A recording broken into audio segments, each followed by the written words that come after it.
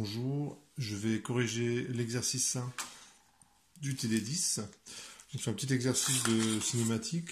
Donc on se pose pas la question de comment a été enregistré ce mouvement-là, et comment il a été obtenu, donc il y a différentes façons de le faire. On représente simplement la position du point matériel à différents instants. Et il y a 20 millisecondes entre chaque instant. Donc je vais m'intéresser à ce premier mouvement qui est là. Je vais me donner un vecteur unitaire que je vais appeler x. Pour calculer la vitesse et l'accélération, je vais utiliser les formules suivantes. Donc la formule de la vitesse, ça va être facile à justifier.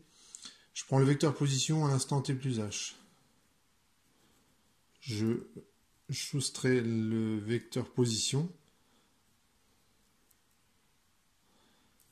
à l'instant t moins h. Ici c'est un signe moins.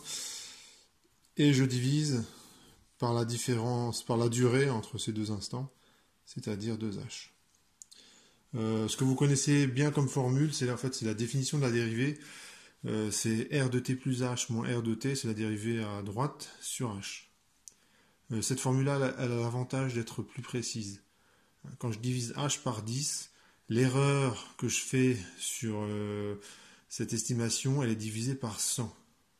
Donc l'erreur, elle varie en h carré.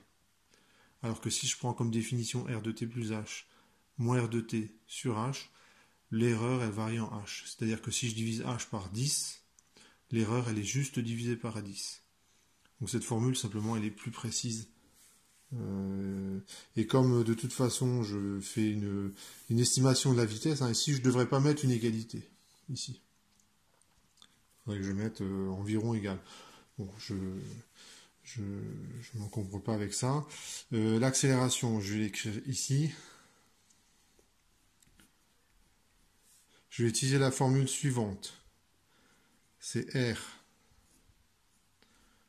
de t plus h moins 2 fois R de t plus R de t moins h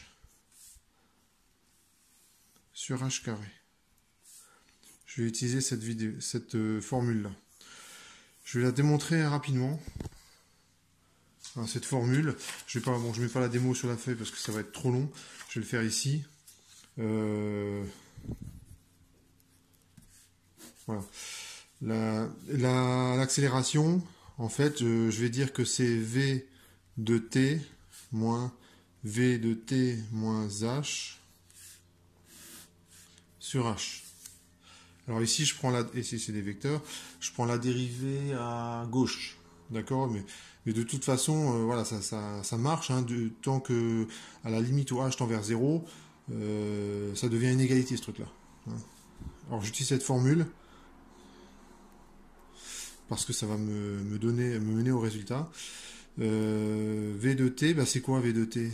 C'est R de t plus h. Alors cette fois-ci, je prends la dérivée à droite sur h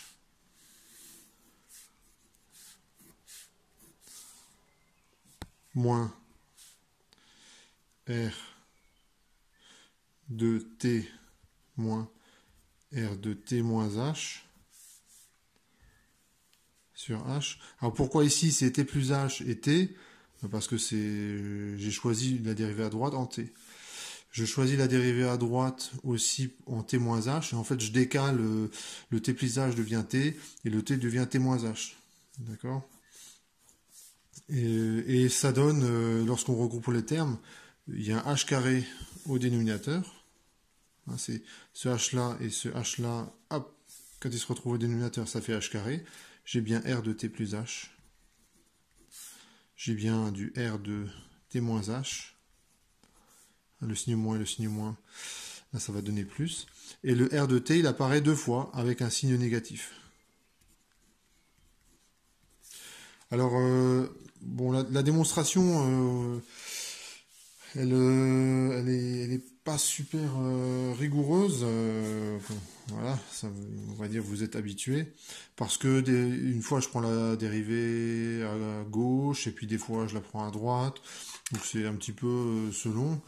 Et bon, il se trouve que c'est la bonne formule, et cette formule-là, on a aussi une erreur qui varie en h carré. Ça veut dire que quand je divise h par 10, l'erreur est divisée par 100. Donc on va dire que c'est une bonne formule. Voilà. Donc elle est là. Et je vais l'appliquer, disons, en ce point-là. Je vais mesurer. Alors, entre R de T plus H moins R de T, donc je vais mesurer. En T plus H, je suis là. En T moins H, je suis là. Donc je vais mesurer la distance de là jusqu'à là.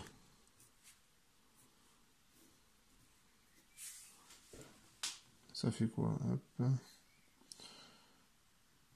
Donc si je prends le milieu, allez, 17,5. Allez, 17,5 mm. Il faut que je compare à l'échelle. Donc l'échelle, elle est donnée ici. On vous dit que ça fait 20 cm. Moi, je mesure 52 mm.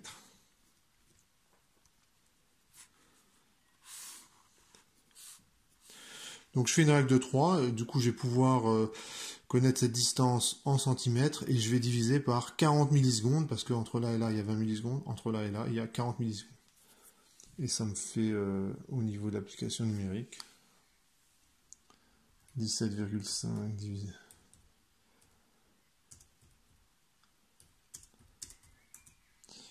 Donc ça, je mesure 1,68 mètres par seconde, mètre par seconde. Et c'est suivant le vecteur x. Voilà, donc j'ai déjà déterminé la vitesse. Maintenant, je vais déterminer l'accélération. Donc l'accélération, je vais projeter ça suivant l'axe des x. Donc je vais mesurer ça plus ça, moins 2 fois ça. Alors, on pourrait se convaincre assez rapidement que il faudrait que je mesure la distance par rapport au point O qui se trouve là. Bon, il se trouve que cette formule-là, elle va être vraie quel que soit le point O. Et c'est normal parce que si la vitesse dépendait, enfin si l'accélération dépendait du choix du centre du repère, eh ben, ce serait bizarre. Ça veut dire qu'en gros, l'accélération, elle dépendrait de vous. Hein. Vous pourriez faire un choix. Voilà, je mets le point O ici, pof, on trouve une accélération. Ah ben, je mets le point O là, on trouve une autre valeur. Ça, c'est pas possible. Donc, pour ce petit calcul, je vais dire que 0, il est là. D'accord. Ce qui fait que R de T moins H, eh ben, comme il est à mon nouvelle origine du repère, ben, ça fait le vecteur nul. Donc, ça simplifie un petit peu. Donc R de T plus H, j'ai déjà calculé, c'est 17,5 mm. Je fais l'application numérique ici. Donc ça fait 17. Alors, il faudrait que je le mette à l'échelle. D'accord. Donc, faites attention. Hein. Ce que j'écris là, c'est vrai à une échelle près.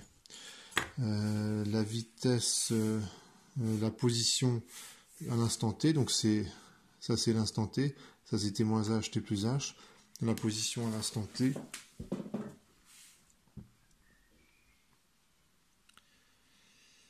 Ouais, je trouve à peu près 9 mm. Donc ça c'est fois 9 mm. Le 17,5 il est aussi en millimètres. Plus 0, donc ça je ne le marque pas. Je divise par h carré. Et ici il faut que j'applique un facteur d'échelle. Donc je vais le mettre ici.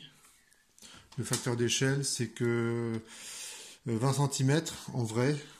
Donc je vais mettre 0,2 mètres.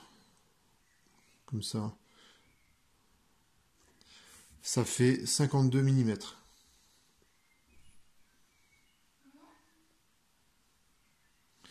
Alors ici je fais quelque chose qui est un petit peu qui est source d'erreur. Bon là j'ai pas fait d'erreur mais évitez quand même. J'aurais bien un résultat en mètres. Pourquoi? Parce que le numérateur il est en millimètres et je divise par un dénominateur qui est en millimètres. Donc je compare bien des millimètres par rapport aux millimètres et je multiplie par des mètres. Et donc ça va bien me donner des mètres. Je fais l'application numérique. Ça fait 17,5 moins 2 fois 9.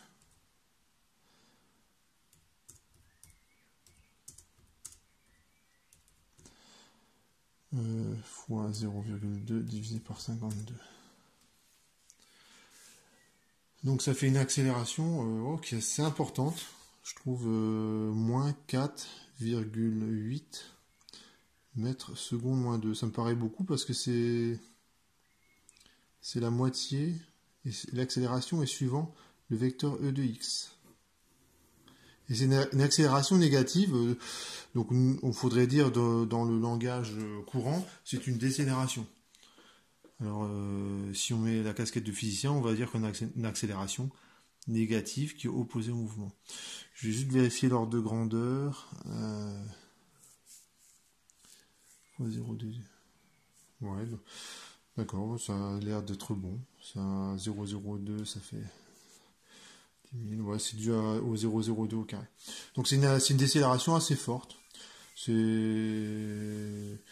Ça pourrait correspondre à un objet que, par exemple, la règle, si je la lançais là, et qu'elle se déplace, elle aura à peu près un mouvement comme ça. Ça décélère rapidement et ça fait une accélération assez forte. Voilà pour l'accélération et la vitesse pour ce mouvement-là. Et c'est un mouvement rectiligne, d'accord? Un mouvement rectiligne uniformément accéléré, certainement, hein, parce que on voit que le mobile, certainement, il s'arrête à peu près ici, quoi. Je passe au deuxième mouvement. Donc tout ce que j'ai mis pour le premier mouvement, je l'ai écrit en noir. Donc là, je vais maintenant l'écrire en rouge. Alors pour ce mouvement-là, c'est un mouvement circulaire et certainement uniforme. Pourquoi? Parce qu'on voit à l'œil nu que la distance de là à là, hein, c'est à peu près la distance de là à là. Donc il y a pas le mouvement se fait à vitesse en norme constante. Je dis bien la norme parce que la direction du vecteur vitesse change. Alors, pour ce faire, il faut, pour la vitesse, je peux utiliser la formule qui est là. Donc, je vais mesurer ce vecteur-là. Donc, par exemple, allez, je prends ce point-là pour fixer les idées. Donc, ça, c'est l'instant t.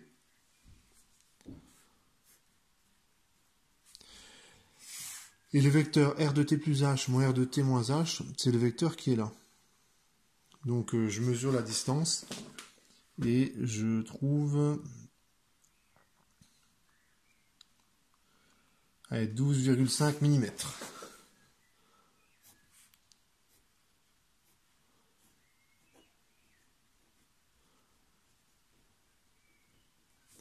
« 12,5 mm. Je fais l'application numérique.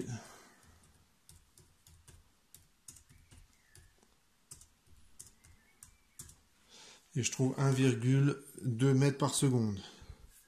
Donc la vitesse, c'est 1,2 mètres par seconde, suivant, on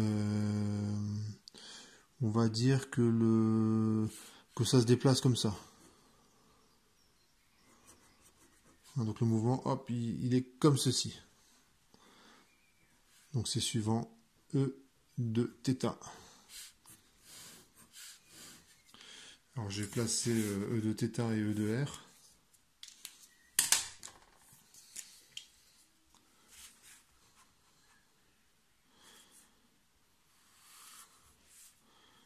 Donc ça c'est E de R que je représente. Et E de θ il est comme ça, à 90 degrés.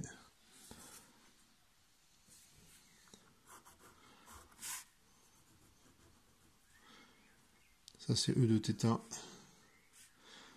Et ça c'est E de R. Donc on a une vitesse orthoradiale qui vaut ceci. Et après il faut calculer l'accélération. Alors je peux utiliser cette formule là. cette formule-là. Le problème, c'est je vais pas être assez précis. Je vais pas être assez précis parce que la trajectoire elle est trop rectiligne là. Je vais pas y arriver. Ça, lorsque je vais faire R de t plus H moins 2 R de t plus R de t moins H, avec les erreurs que je vais faire en mesurant, bon, je suis à peu près sûr de trouver un nombre qui sera tout petit, et éventuellement positif, éventuellement négatif, suivant les erreurs de mesure que je vais faire. Donc là, on va s'y prendre un petit peu différemment. Je vais revenir à l'accélération en cylindrique. Donc je reprends le résultat de cours que j'ai longuement commenté. C'est R seconde moins R θ point carré suivant E de R. 2R point θ point plus R θ seconde suivant Eθ. Et Z seconde suivant E2Z. Alors E2Z, je ne vais pas représenter, mais il serait vers vous. La plupart de ces termes-là sont nuls. Comme c'est un mouvement circulaire, on voit bien que c'est un mouvement circulaire. Ce terme-là, il est nul. Ce terme-là, il est nul. La vitesse est constante.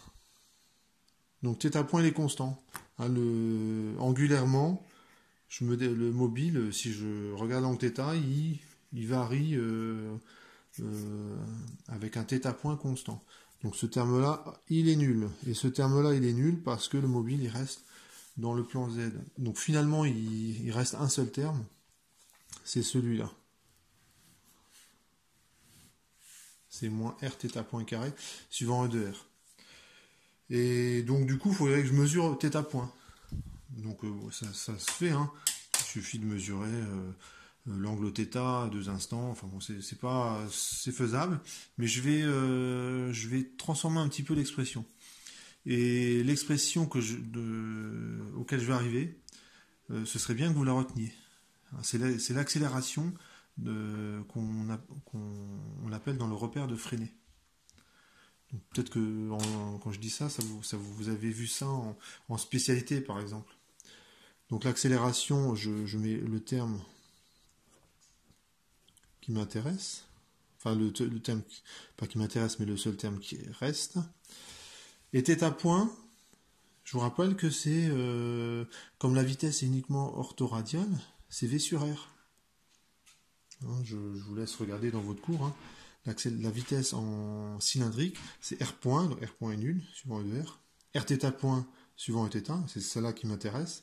Et Z point, suivant EZ, qui est nul. Donc la vitesse, c'est Rθ point, suivant Eθ. Donc ce truc-là,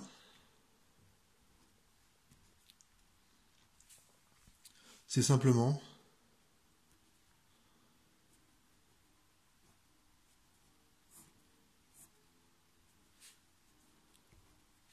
et j'oublie pas le signe moi. Et ici, V, c'est la norme de la vitesse. Cette formule, ici, elle marche pour un mouvement circulaire. Je vais écrire juste après l'accélération dans le repère de Freinet pour ceux qui ont vu ça. Je justifie un des termes de l'accélération. Il y a une petite simplification, hein, le R carré et le R, il y en a un qui simplifie. Donc l'accélération, c'est ici moins V carré sur petit r suivant E de R. Et l'avantage de cette formule, c'est que V, c'est facile, il suffit, c'est là, il suffit de mettre ça au carré, divisé par le rayon, et j'aurai l'accélération. Donc je fais l'application numérique, donc c'est 1,2 au carré, divisé par le rayon. Alors je mesure le rayon, je vais le mettre à l'échelle. Là je mesure 90 mm.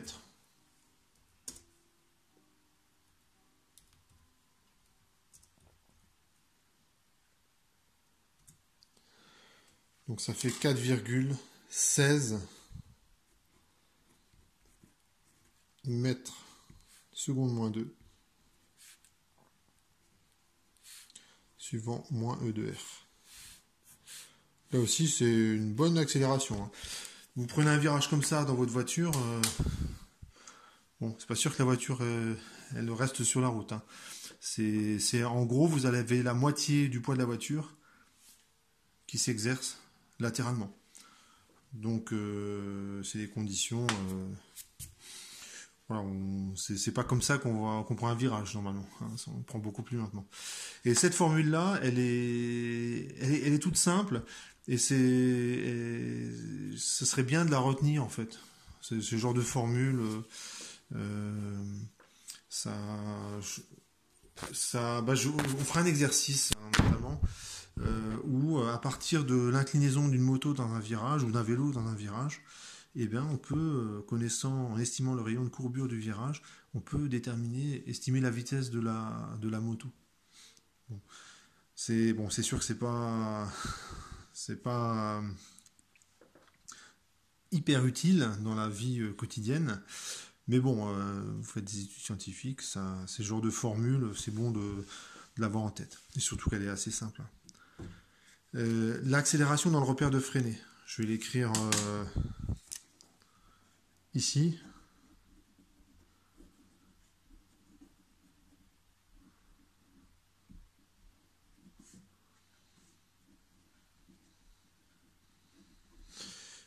L'accélération, c'est moins v carré sur r, suivant un vecteur normal à la trajectoire, et dans le sens vers l'extérieur du virage, plus d de v sur d de t, suivant un vecteur tangent à la trajectoire. Cette formule-là, elle n'est pas votre programme. Je la mets parce que, en fait, on a utilisé ce terme-là. Mais si, et on a montré qu'il y a bien ce terme-là, et dans le cas général, on a ça. Donc là, dans le repère de freiner, c'est vraiment une formule qui est générale. C'est-à-dire que la trajectoire, elle peut être quelconque. Hein, c'est une voiture, vous prenez une route de montagne bien sinueuse, ça part à gauche, à droite, il y a 4-5 virages tous les kilomètres. Et bien, à tout moment, vous pouvez utiliser cette formule. La dérivée de la vitesse, de la norme de la vitesse, il suffit simplement de regarder le tachymètre. Puis vous regardez en une seconde, de combien de km/h j'ai augmenté, de combien de km/h éventuellement j'ai diminué, hein, si j'accélère ou je décélère. Et R, c'est le rayon de courbure localement. Donc si vous êtes sur une ligne droite, le rayon de courbure, il est infini. Hein, une ligne droite, finalement, c'est une portion de cercle où le rayon est infini. Et si vous êtes dans un virage, lorsque vous rentrez dans le virage, le rayon de courbure il diminue.